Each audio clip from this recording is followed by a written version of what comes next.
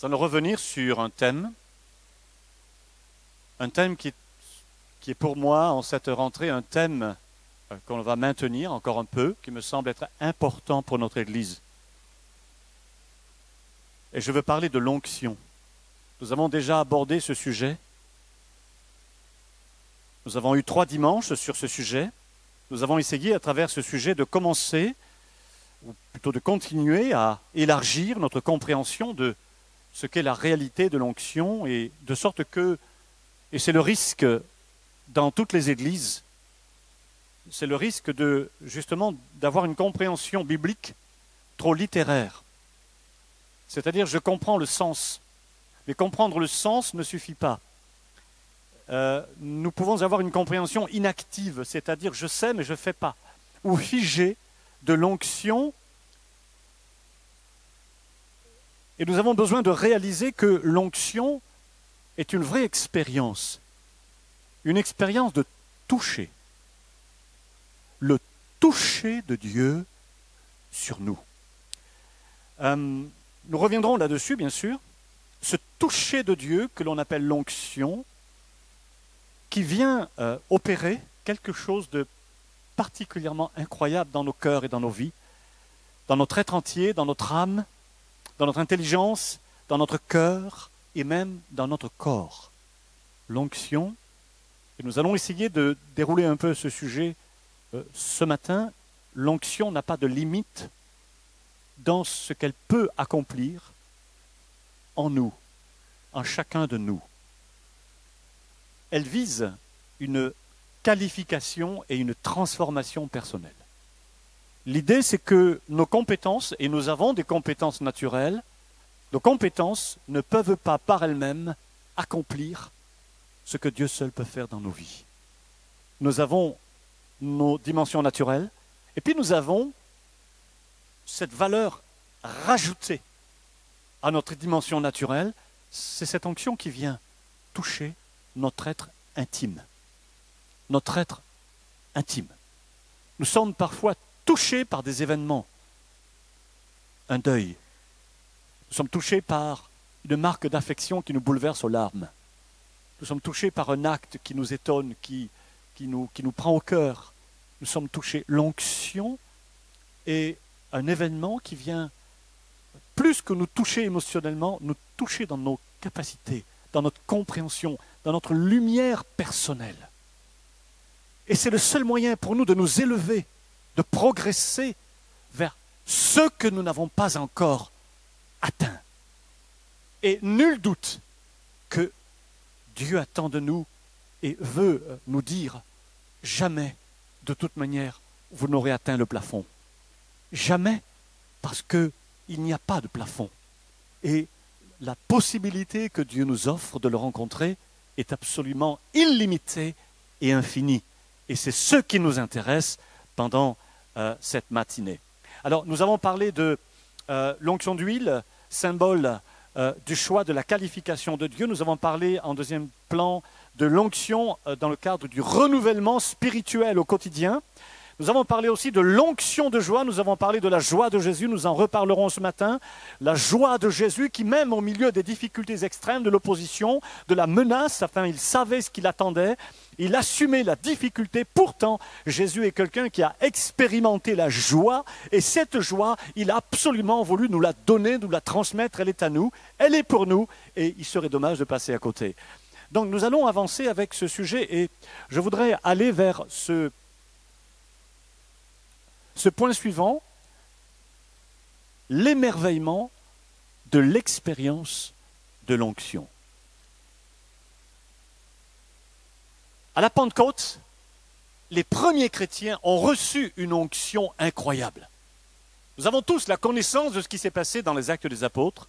C'est écrit dans les Actes des Apôtres. Ça s'est passé à Jérusalem il y a 2000 ans.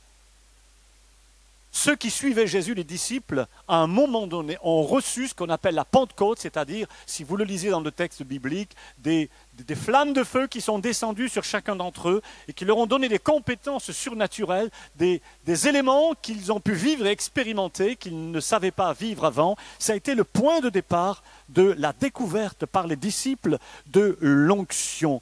Et au contact de Jésus, au contact de l'onction, ils sont passés du savoir. Ils savaient des choses.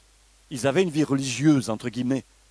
Ils sont passés du savoir à l'expérience, c'est-à-dire au vécu. Et c'est probablement le résumé que l'on peut faire de ce danger qui peut nous concerner tous, à savoir, je sais beaucoup de choses, mais elles ne viennent pas me changer. Je les connais, mais quelque part, je ne les vis pas.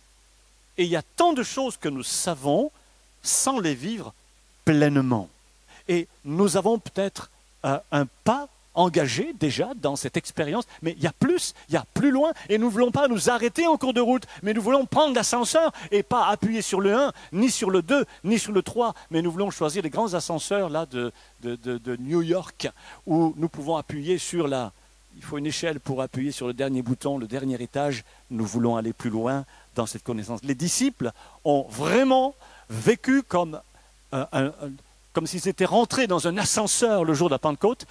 Sur le plan spirituel, quelque chose s'est passé qui les a libérés, qui les a ouverts aux possibilités de l'onction de Dieu, au miracle qui est intervenu dans leur vie et qui ont fait d'eux des hommes qui ont pu commencer à vivre la plénitude de ce que Jésus attendait d'eux. Je voudrais que nous réalisions que ça s'apprend. Ce n'est pas parce que l'on sait, que l'on a compris quelque chose, que pour autant on a appris à le vivre. Et tout s'apprend. Tout s'apprend.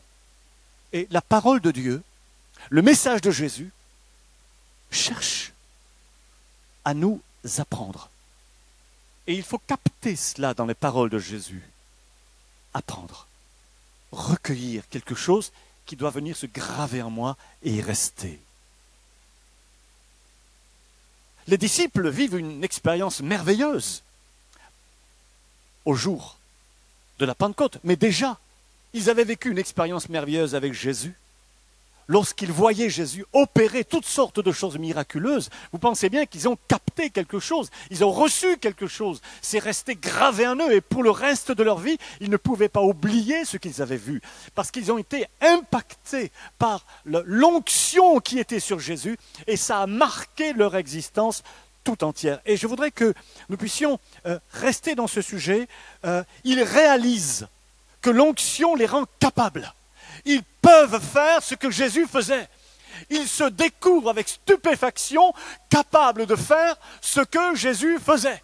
Et lorsqu'ils vont reprendre les paroles de Jésus, ils vont se souvenir que Jésus avait dit ceci, « Ce que j'ai fait, vous ferez des choses encore plus grandes que moi. » Et lorsqu'ils relisent, lorsqu'ils redécouvrent les paroles de Jésus, ils se rendent compte que Jésus a eu cette humilité de dire ceci, vous allez faire des choses plus grandes que moi, que celles que j'ai faites. Quelle humilité de la part de Jésus, qui peut faire des choses plus grandes que celles que Jésus a déjà faites?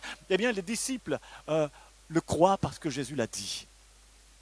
Et ils vont aussi effectivement faire des choses qui continuent à être faites, puisque comme vous le savez, c'est le monde entier qui change aujourd'hui à la lumière de l'annonce du message de Jésus-Christ. Aujourd'hui, la parole de Dieu gagne du terrain. Des continents entiers sont gagnés par le message de Jésus-Christ qui libère, qui pardonne, qui restaure et qui transforme des êtres humains, qui change leur vie, qui change leur foyer, qui change des situations de détresse en situations de bonheur. Ça existe dans le monde entier. Allez vous balader dans n'importe quel pays du monde. Vous tomberez sur des églises rayonnantes, incroyables. Ce texte qui suit, on va le lire ensemble si vous voulez bien. Nous sommes dans l'évangile de Luc, chapitre 10, verset 17. Les 70, ce sont les 70 disciples que Jésus a envoyés dans toutes les régions pour annoncer le royaume de Dieu. Donc ils sont allés et maintenant ils reviennent. Je lis avec vous. Les 70 revinrent avec... disant ceci, Seigneur. Alors, les 70 revinrent avec joie, je le dis pour l'enregistrement. Disant ceci, Seigneur, Les démons même nous sont soumis en ton nom. On va demander au petit bébé, vous allez prendre le biberon, hein? Voilà. Les 70 revinrent avec joie, disant ceci, Seigneur, les démons même nous sont soumis en ton nom.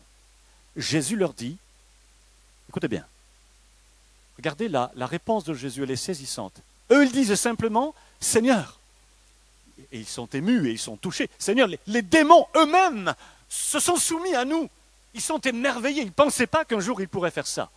Et Jésus a cette réponse qui est un peu foudroyante quelque part.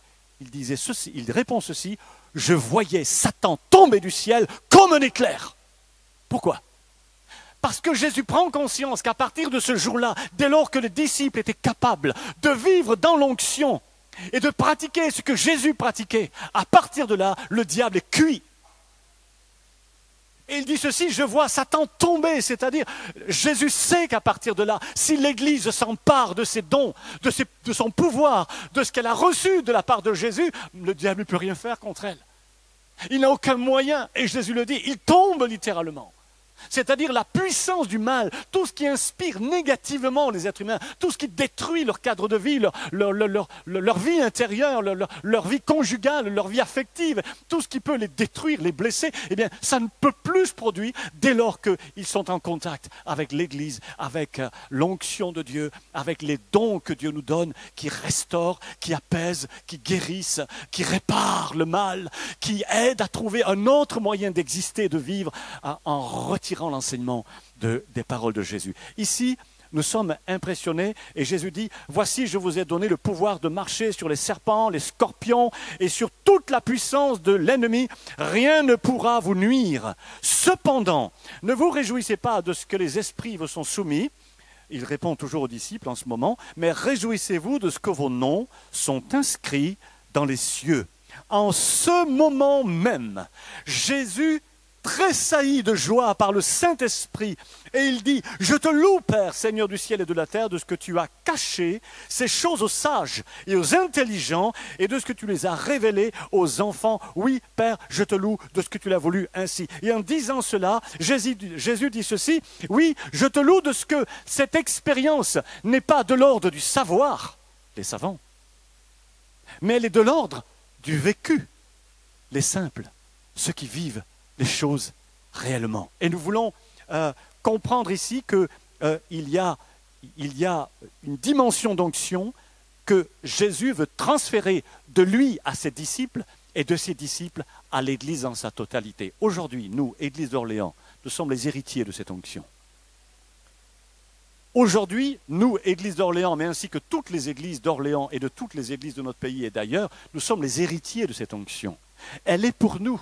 Il n'y a aucune raison que nous passions à côté. Et, nous avons le pouvoir de le recevoir. Quand je dis le pouvoir, ça nous a été juste donné, offert. C'est le cadeau de Jésus. Et nous voulons développer cette sensibilité à l'onction de l'Esprit parce que c'est là que se trouvent les réponses. Parce que c'est là que se trouvent les progrès. C'est là que se trouvent les changements dans l'onction que nous recevons. Alors, on va aller un petit peu plus loin sur ce sujet. Nous allons parler justement de l'onction de l'Église. Ça nous concerne aujourd'hui. Ce dont nous venons de parler il y a 2000 ans, ça nous concerne aujourd'hui, maintenant, ici, à Orléans. Et nous voulons prendre le temps de cultiver l'onction. Savez-vous que lorsqu'on cultive, il faut du temps avant de récolter. Je suis un fils de paysan et fier de l'être. Les paysans sont le métier le plus noble de la terre. Vous êtes d'accord avec moi? C'est eux qui nous nourrissent. Et en tant que fils de paysan, j'ai appris à voir mes parents semer. Mon père semait. J'ai appris la valeur d'une semence et la valeur d'une récolte. Et avant de récolter, il faut patienter longtemps. Et nous voulons nous aussi comprendre qu'on n'acquiert pas les choses en un seul jour dans l'expérience de l'Esprit Saint, dans l'expérience de l'onction, dans l'expérience du royaume de Dieu. Mais nous avons tout notre temps devant nous. Et nous allons avancer. L'onction de l'Église. Cette onction est à nous. Le ministère de l'Église n'est pas de pratiquer des rites chrétiens. Ça, c'est les traditions et nous connaissons les limites des traditions. Mais le ministère de l'Église est de vivre, et de manifester, et de proclamer, et de démontrer le royaume de Dieu. Comment? Par le caractère et le cœur de Dieu en nous. La plus grande puissance pour convaincre, ce n'est pas juste d'expliquer, non, c'est d'être nous-mêmes le modèle de ce que Jésus veut faire de chacun de nous. À ce que vous vous aimez les uns les autres, tous sauront que je suis au milieu de vous. C'est l'expérience, à savoir celui qui a reçu en lui l'amour de Dieu pour les autres. Pas l'amour de Dieu, je suis aimé. Ça, c'est une partie, c'est la première. Mais l'amour de Dieu, j'aime. Et je peux aimer tout le monde parce que je l'ai reçu comme un principe dans ma vie. Cet amour-là change le regard qu'on peut avoir sur un chrétien. Un chrétien, ça peut être quelqu'un de... Alors, je vais utiliser une expression qui n'est pas la bonne, un peu triviale, mais le chrétien, ça peut être un merveilleux casse-pied, un donneur de leçons, quelqu'un qui dit aux autres ce qu'il ne faut pas faire, quelqu'un qui sait tout, quelqu'un qui voudrait que les autres soient comme lui, mais quelqu'un qui peut-être lui-même n'est pas encore entré dans pleinement le royaume de Dieu. Nous ne sommes pas des donneurs de leçons en tant que chrétiens. Nous sommes des hommes et des femmes qui connaissons nos limites, mais à ces limites, nous voulons faire appel à l'onction qui vient ôter ces limites et qui vient nous rendre semblables à lui, semblables à Dieu. Voilà, les hommes et les femmes, ce dont les hommes et les femmes ont besoin. Voir une église qui n'est pas juste un lieu de religiosité, mais un lieu de vie, un lieu de lumière, un lieu de secours, un lieu de compréhension, un lieu de tolérance, un lieu de patience, un lieu de compassion, un lieu d'amour pour chacun, un lieu de brisement dans le bon sens, on le verra un petit peu plus tard. C'est ce que nous voulons apprendre à vivre. Nous remarquons que, effectivement, les disciples eux-mêmes sont pleins de joie dans les expériences qu'ils vivent. Je veux dire par là que, alors que les disciples vivent ce que Jésus leur a donné de pouvoir vivre grâce à l'onction d'en haut, ils découvrent la joie. Et je crois que la joie de l'Église, elle repose sur la joie de l'expérience que l'on vit. L'expérience de l'onction, l'expérience de cette croissance dans la foi, de cette relation plus libre que jamais, plus profonde et plus glorieuse que jamais dans notre vie, nous rend joyeux. C'est une joie de vivre ce toucher de Dieu dans notre vie. Amen. Jean 17, 13. Et maintenant, je vais à toi. C'est Jésus qui le dit. Il part. C'est au moment où il va, à travers l'ascension, quitter cette terre. Et il dit ceci. Je vais à toi et je dis ces choses dans le monde afin qu'ils aient en eux ma joie parfaite. Et moi, je veux le dire, vivre le royaume de Dieu en plénitude sera la plus grande joie de notre vie. La joie de Jésus, il la manifeste exactement au moment où il prend conscience que ses disciples ont reçu ce qu'il leur a donné, ont reçu le royaume dans leur vie, ont reçu les valeurs de Dieu dans leur vie. Et dès lors que les disciples ont reçu cela, dès lors qu'ils ont fait des bonds de géants, qu'ils ont grandi, qu'ils se sont emparés de leur onction, Jésus sait qu'il peut se réjouir parce que lui, il a fait ce qu'il devait faire. Il a transmis ce qu'il devait transmettre. Il peut donc repartir. Mais bien que repartant physiquement, il dit ceci, « Je m'en vais, mais je suis avec vous tous les jours jusqu'à la fin du monde. Amen. » Et ce matin, j'invite chacun de nous à s'emparer de cela. Il est avec moi. Je suis son fils bien-aimé. Je suis sa fille bien-aimée. J'ai droit à sa compassion. Il me touche parce qu'il est mon Père. Il est là, près de moi. Et ce matin, il remplit ce lieu de sa présence. Et je veux le voir. Bientôt, nous aurons justement une réflexion sur l'onction qui ouvre les yeux. Nous allons voir combien de fois dans la Bible il a fallu une onction pour ouvrir les yeux des gens, pour qu'ils voient ce qui n'est pas visible, mais précisément pour qu'ils le voient à travers l'onction de l'Esprit. Alors, la joie de Jésus qui prend conscience que ça y est, ils vont le faire maintenant tout seuls. Et je pose la question, est-ce que Jésus peut se réjouir parce que l'église d'Orléans va le faire? Parce que l'église d'Orléans va le prendre? Parce que l'église d'Orléans va recueillir cette onction, va apprendre à la chercher, à la trouver, va entrer dans cette dimension plus encore qu'auparavant. Le jour où ça va se faire, il y aura de la joie dans le cœur de Jésus. À cause du fait que c'est ça qu'il nous a donné, c'est de cela dont il nous a équipés. Amen. Amen. L'onction. Nous allons aller un tout petit peu plus loin dans cette notion d'onction avec, en élargissant un peu ce que l'onction veut dire. Peut-être pour certains d'entre nous, l'onction, c'est juste un moment où, pendant le déroulement d'un temps de célébration, de culte, il y a quelque chose qui vient nous émouvoir, nous toucher, ouvrir un peu notre cœur. Si c'est le cas, c'est bien. Mais l'onction, c'est bien plus.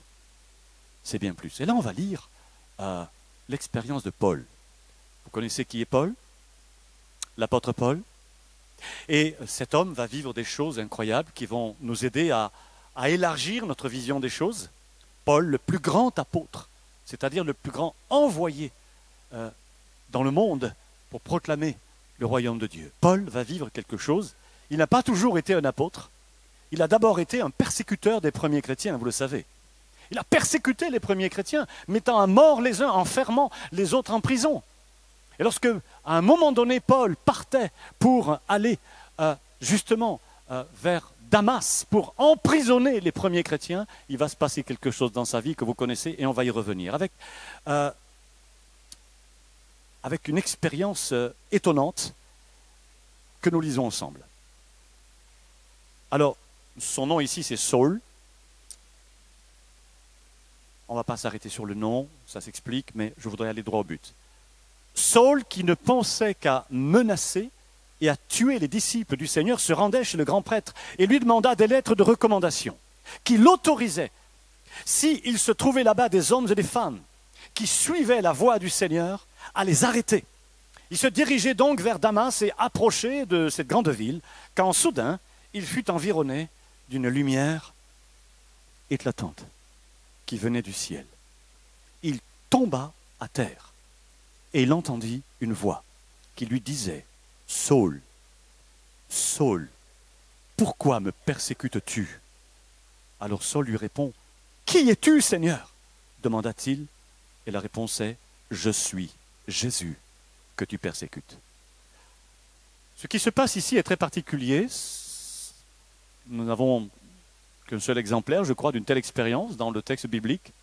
Cet homme qui est un juif, religieux, intégriste, on connaît ça aujourd'hui, sans pitié, assez cruel d'ailleurs, dans le sens de animé de très très mauvais sentiments vis-à-vis des chrétiens.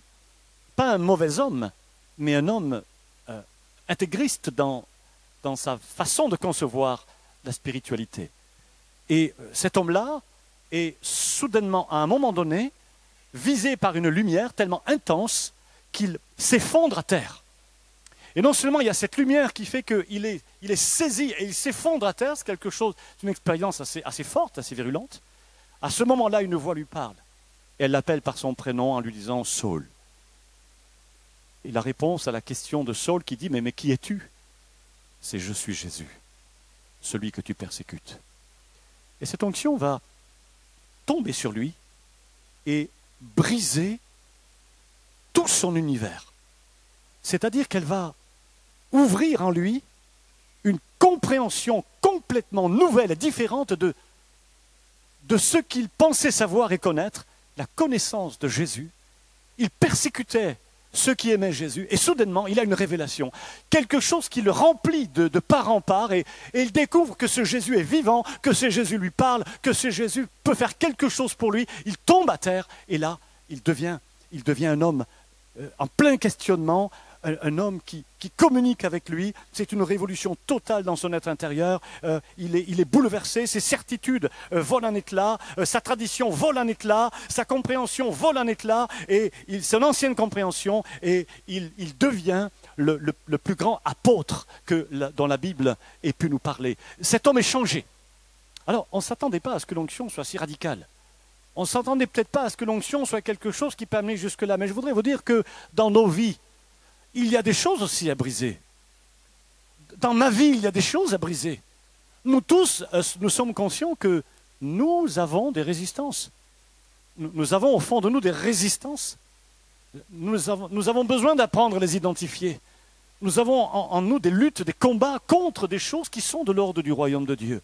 Dans notre comportement, dans notre quotidien, dans notre vision des choses, dans notre expérience de chaque jour, nous avons en nous effectivement des attitudes naturelles qui résistent à ce que Dieu veut nous donner pour être à son image, la résistance. Et cette résistance, à un moment donné, elle doit être brisée. Elle doit être vaincue, dominée, dépassée. Et l'onction a aussi ce rôle de nous ouvrir les yeux sur nos propres résistances. Est-ce que ça vous est déjà arrivé de pleurer sur vous-même lorsque parfois il s'est passé quelque chose et vous vous retrouvez seul dans votre chambre ou ailleurs et vous pleurez sur vous-même en vous disant mais pourquoi suis-je comme cela? Pourquoi est-ce que je suis capable de réagir comme cela? Pourquoi est-ce que je suis capable de faire tant souffrir les gens que j'aime le plus? Pourquoi est-ce que je suis capable d'être aussi mauvais, aussi dur, aussi rebelle, aussi résistant, aussi orgueilleux? Pourquoi est-ce que je suis comme cela? Il faut déjà une part de sincérité, d'humilité, de vérité pour le reconnaître. Je pense que là-dessus, on peut tous se mettre dans le lot, non? Bon, si vous n'êtes absolument pas concerné, bon, c'est bien. J'interrogerai votre conjoint. Oui,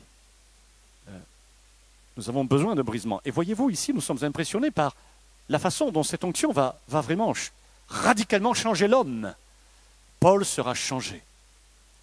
Pour le reste de sa vie, il sera transformé.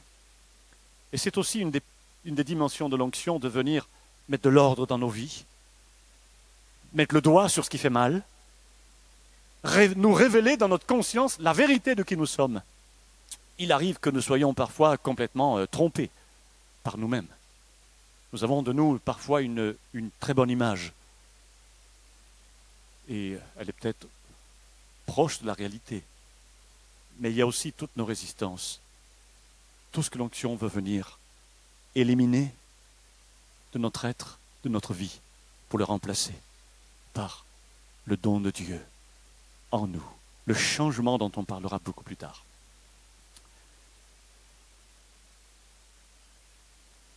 D'ailleurs, Paul va vivre une autre expérience, encore plus... Vous savez, le Seigneur est capable de nous mettre par terre pour nous apprendre à baisser le genou devant lui et à reconnaître nos fautes. Mais il est aussi capable de nous prendre par terre et de nous amener jusqu'en haut. Et ça aussi, ça fait partie de l'onction. L'onction n'est pas là que pour nous briser. Elle est là aussi pour nous élever, nous faire voir les choses d'en haut. Et là, nous allons lire un autre texte qui est assez extraordinaire. C'est vrai que Paul avait entendu cette parole, je lui montrerai, c'est Dieu qui parle, qui dit, je lui montrerai à travers Anania, je lui montrerai à propos de Paul tout ce qu'il doit souffrir pour mon nom. C'est vrai que l'appel de Paul est un appel difficile. Il sait qu'il va devoir souffrir pour le Christ, pour Jésus, pour le royaume de Dieu, pour la vérité. Et ce sera difficile. Et parce qu'il va être appelé à ce ministère difficile, Dieu va aussi lui donner les moyens de le vivre. Et Dieu nous donne toujours les moyens de ce qu'il nous demande. Pouvez-vous le dire avec moi? Dieu nous donne les moyens de ce qu'il nous demande. Il ne fait pas que nous demander, mais il nous donne les moyens de l'être et de le vivre. C'est possible. Il n'y a rien d'impossible dans ce que Dieu nous demande et c'est pour ça que le chemin est intéressant. Alors nous lisons ensemble la suite de ce texte. Je connais un homme, et c'est Paul lui-même qui parle quelques années après. Et il dit ceci, je connais un homme en Christ qui fut, il y a 14 ans, ceci a été écrit il y a environ 2000 ans, pas tout à fait, ravi jusqu'au 3e ciel. Et puis il précise ceci, si ce fut dans son corps, je ne sais, si ce fut hors de son corps, je ne sais pas, mais Dieu le sait. Et il dit ceci, et je sais que cet homme fut enlevé dans le paradis et qu'il entendit des paroles ineffables qu'il n'est pas permis à un homme d'exprimer. Ce que Paul a vécu là, c'est exactement l'antithèse de ce qu'il a vécu juste avant. Avant, c'était le brisement au sol pour briser son caractère et ses résistances et lui révéler la lumière de Dieu.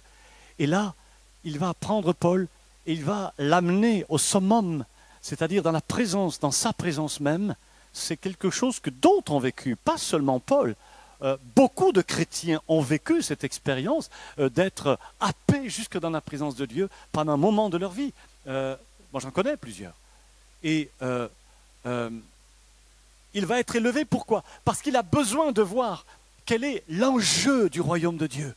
Il a besoin de voir à qui il a affaire, quel est le projet, l'immensité incroyable du projet de Dieu et de ce qu'est le paradis. Vous savez, je ne sais pas comment vous imaginez le paradis. Je ne sais pas, peut-être que certains d'entre vous, le paradis, c'est... Enfin, je ne sais pas d'ailleurs, comment c'est pour vous le paradis? On ne peut pas l'imaginer, étant donné que si on n'y a pas été, on ne peut que fabuler, n'est-ce pas? Il veut qu'il sache de quoi il est question. Et il lui révèle des choses inouïes. Paul ne peut pas les dire. Et lorsqu'il dit qu'il ne peut pas les dire, ce n'est pas parce qu'il n'a pas le droit. C'est parce que, pour exprimer les choses qui touchent à ce qu'on appelle le paradis, il n'y a pas de mots dans notre langue. Il n'y a pas d'équivalence dans nos mots. Ça n'est pas exprimable. Il y a des choses qui sont ineffables, c'est-à-dire indicibles. Et Paul est sans voix. Il est sans voix. Lorsqu'il raconte cela, il ne peut pas le raconter en réalité. Il n'a pas les mots. Et grâce à cette expérience, de cette onction qui va l'enlever, Paul va être un homme riche, un homme fort, un homme construit spirituellement. Et il va être un homme qui va influencer la terre entière à travers ses paroles. Et je crois que les uns et les autres, on va terminer, pendant que les musiciens montent à leur place pour le chant de fin, je crois que nous avons nous aussi besoin. Et pendant que les musiciens montent, ne vous laissez pas distraire. Je voudrais terminer en attirant votre regard quelques instants, s'il vous plaît. Ce que nous venons de raconter, c'est un homme qui a été élevé en esprit jusque dans la présence de Dieu pour voir ce qui se passe vraiment là-haut.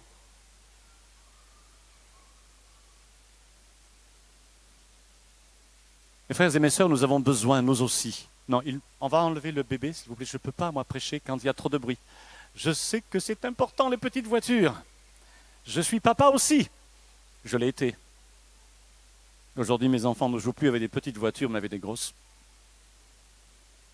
Mais on aime les bébés et on aime les parents. Pas facile. Que Dieu bénisse. Alors nous allons terminer avec cette question. Et nous? Et nous? Quand nous voyons ce que le Saint-Esprit a fait avec Paul, l'amener jusque dans sa présence, dans la présence de Dieu, ça me rappelle, je ne sais pas si j'ai raconté déjà ce récit, un livre qu'on m'a offert récemment, et ce livre se nomme « La nuit de feu ». Vous pouvez vous le procurer si vous souhaitez. C'est juste l'histoire récente d'un philosophe qui part dans le désert d'Algérie pour réaliser un projet de reportage, de film sur Charles de Foucault. Et dans le cadre de ce périple, ils vont visiter toutes les régions par lesquelles Charles de Foucault a marché, et ils prennent des renseignements. Et à un certain moment, je vais faire court, ils vont faire une grande promenade, une grande marche avec un guide sur son dromadaire, et ils vont monter sur une montagne extrêmement élevée, une zone très, très rocheuse, en plein désert. Et lui, cet homme-là, va vouloir rester seul sur la montagne au moment où ses amis redescendent, parce que il est là ému en face du désert, en face de la réflexion que cela lui inspire, et il veut être seul, se recueillir quelque part, réfléchir. Et alors que tout le monde est parti, et lui, il décide enfin de descendre, mais au moment où il veut descendre, il ne trouve plus le chemin. Ce qui fait qu'il n'arrive pas à retrouver où est le campement, il est complètement perdu, il remonte, il redescend, il remonte, et il ne trouve pas. Et la nuit tombe, et vous savez que dans le désert, la nuit, peut-être mortelle, il fait extrêmement froid, et il sait que là, il est en t-shirt, il risque de ne pas passer la nuit, tellement il va avoir froid. Et il va donc s'enterrer dans le sable, où il y a encore un reste de chaleur de la journée, et il va se recouvrir de sable. Et là, il est dans la terreur, il est totalement effrayé, il n'a pas l'habitude de cet univers, c'est un homme de la ville, et il a très très peur. Et pendant la nuit, alors que la nuit est complètement tombée, il sent déjà le froid qui le paralyse. Soudainement, ce philosophe qui luttait verbalement avec une de ses amies qui était une jeune femme catholique qui lui parlait de sa foi. Il luttait avec elle et il écrasait littéralement ses raisonnements. Il avait une compétence à raisonner de manière extrêmement efficace et à mettre en question la foi de cette femme. Et là, à un moment donné, il pense à toutes ces choses-là et il est subitement enlevé. C'est-à-dire qu'il dit qu'il se sent totalement happé. Il a écrit un livre là-dessus qui est intéressant, je l'ai dit d'ailleurs, et il va pendant quelques instants, il ne connaît pas la durée, il va se retrouver dans un lieu où il prend conscience, où il découvre, il est totalement porté, il découvre que tout l'univers est cohérent. Il prend conscience, il apprend cela, tout l'univers est cohérent et logique. Il n'y a rien de trop, c'est ce qu'il dit. Il dit, je découvre qu'il n'y a rien de trop, que tout est parfait, que le moindre détail est parfait dans l'univers, que celui qui a créé l'univers a fait les choses dans un niveau de perfection absolue. Et il sait que derrière cet univers, il y a une source, c'est une source de vie, c'est une source d'intelligence, c'est une source de compassion et d'amour, et il en prend conscience, il est rempli de cette compassion et de cet amour, il est rempli de cette intelligence de la création et de l'univers, et ça dure un certain temps, et là il est convaincu totalement de l'existence du Créateur, et à un moment donné, bien sûr, il se retrouve dans son lit de sable.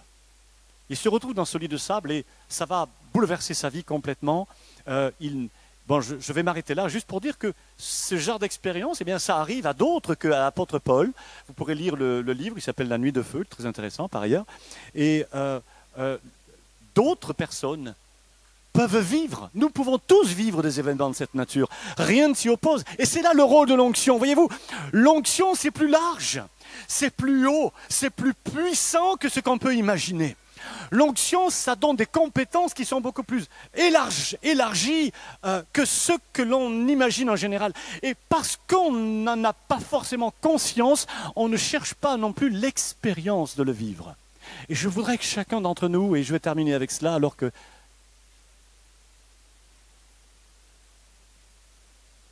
les musiciens ne sont pas encore tous là. Où sont les choristes? Et voilà. Voilà. C'est bien. Nous allons terminer avec un chant.